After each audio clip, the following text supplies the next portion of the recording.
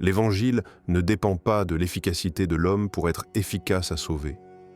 Une des choses qui a le plus blessé l'Église, plus que tout ce que j'ai vu de mon vivant, et je prêche depuis 20 ans, c'est ceci: que l'efficacité de l'Évangile dépendrait de l'efficacité des méthodes utilisées pour le prêcher. On pense que le prédicateur doit être plus articulé, qu'il doit être plus drôle, qu'il doit être plus engageant, qu'il doit être plus charismatique, qu'il doit raconter plus d'histoires, qu'il doit faire tout ça parce que s'il y parvient, il peut toucher les gens. Et oui, c'est vrai, un prédicateur peut toucher les gens. J'ai appris à le faire. On peut vraiment émouvoir les gens. On l'a tous vu, non? Il monte sur scène, il accroche le public, il les fait rire, il raconte quelques anecdotes, il installe une ambiance détendue. Puis soudain, il change de ton. Il devient grave.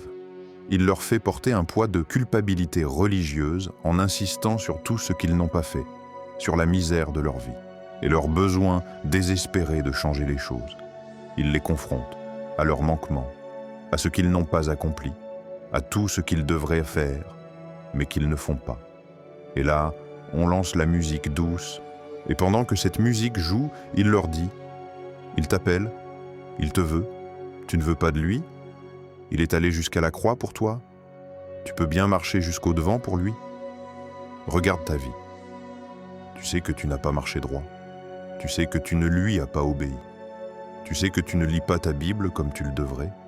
Tu sais que tu ne partages pas ta foi comme tu le devrais. » Le prédicateur descend dans la salle. Les gens commencent à avancer. Si tu as quelque chose à régler avec Dieu, alors viens maintenant. Et on se dirige tous vers ce moment de catharsis collective, là, à l'avant de la salle. Oui, ça marche.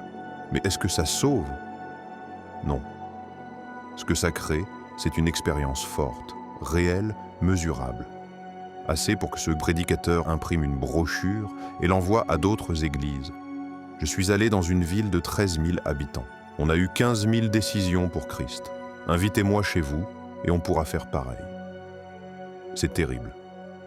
Et voilà comment on a commencé à mesurer les hommes non plus par leur fidélité, mais par leur succès apparent.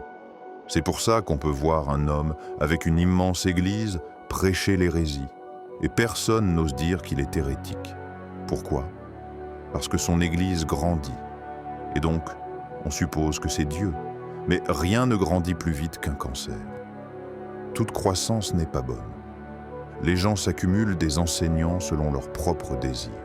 Ils ont les oreilles qui les démangent. Ils se détournent de la vérité et se tournent vers des mythes. C'est ce qui se passe. C'est exactement ce qui se passe. Mais comme on est obsédé par le succès, on regarde celui qui prêche le mythe et attire les foules, et on commence à adapter notre message pour rivaliser avec lui. Mais l'Évangile ne dépend pas de l'efficacité de l'homme pour être efficace à sauver. Paul dit, dans 1 Corinthiens 2, versets 3 et 4, « J'étais chez vous dans la faiblesse, dans la peur et dans un grand tremblement. Ma parole et ma prédication ne reposaient pas sur les discours persuasifs de la sagesse humaine, mais sur une démonstration de l'esprit et de puissance. » Peur, tremblement. On devrait être humble quand on manipule la parole de Dieu devant son peuple. On devrait même être terrifié.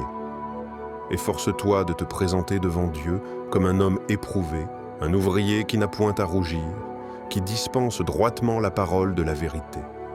Pourquoi? Parce qu'il manipule avec précision la parole de la vérité. En d'autres termes, si tu ne le fais pas, tu devrais en avoir honte. Cela devrait nous humilier. Paul dit: « J'étais avec vous dans la faiblesse, la peur et le tremblement. » Et ce que les gens ont vu, ce n'était pas une démonstration de son talent, mais de la puissance de Dieu. C'est pour ça qu'il peut dire, dans Romains 1, « Je n'ai pas honte de l'Évangile. C'est la puissance de Dieu pour le salut de quiconque croit, du juif d'abord, mais aussi du grec. » L'Évangile est la puissance de Dieu pour le salut. Le message, pas le messager. On comprenait ça autrefois. La mission, c'était aller quelque part, apprendre la langue des gens et leur traduire les Écritures, parce qu'on croyait que ce dont ils avaient besoin, c'était la Bible. Mais aujourd'hui, on va dans les endroits et on apprend à se connecter avec les gens. Parce qu'on pense que ce dont ils ont besoin, c'est de nous. Non. C'est l'Évangile qui sauve, pas nous.